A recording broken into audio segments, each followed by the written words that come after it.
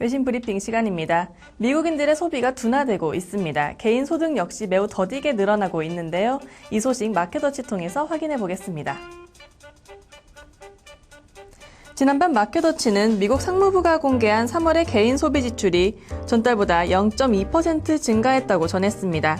이는 전달의 0.7% 증가를 하회하는 것으로 3개월 만에 가장 적게 늘어난 것입니다.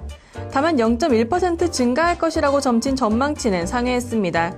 미국 경제에서 소비 지출은 주요 성장 동력이라고 할 수 있는데요.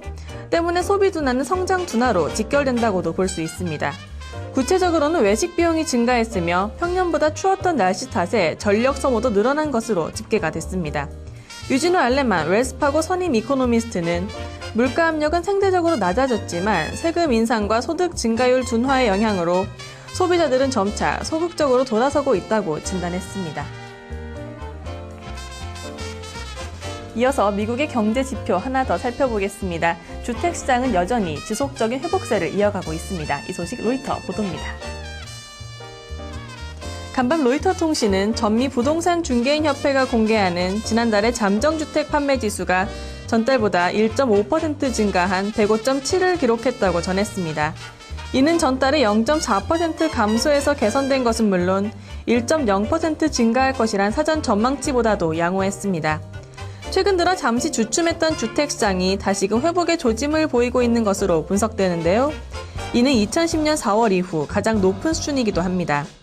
다수의 전문가들은 올해 중 미국의 주택시장은 계속적으로 상승 흐름을 탈 것으로 보고 있습니다. 재고 물량이 점차 줄어듦에 따라 가격은 오름세를 띌 것으로 전망됩니다. 로렌스 윤 중개인협회 수석 이코노미스트는 최근 부동산 거래가 부진했던 것은 수요 감소보다는 공급 부족에 기인한 것이라며 전반적으로는 시장의 개선이 진행될 것이라고 진단했습니다.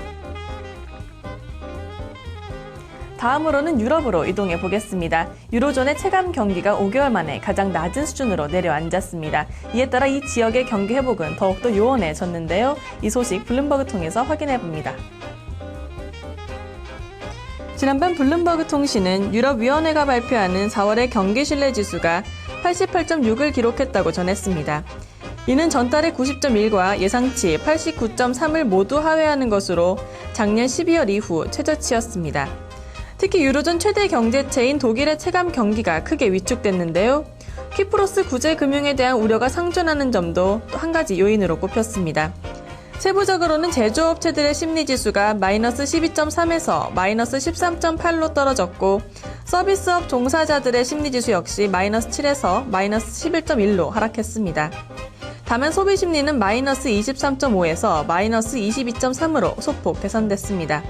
제니퍼 맥컨 캐피탈 이코노믹스 선임 이코노미스트는 이는 유로존이 사상 유례 없던 장기 침체를 겪고 있다는 증거라며 이번 주 열릴 유럽중앙은행 회의는 보다 많은 부양책을 내놓아야 할 것이라고 분석했습니다. 지금까지 외신 브리핑이었습니다.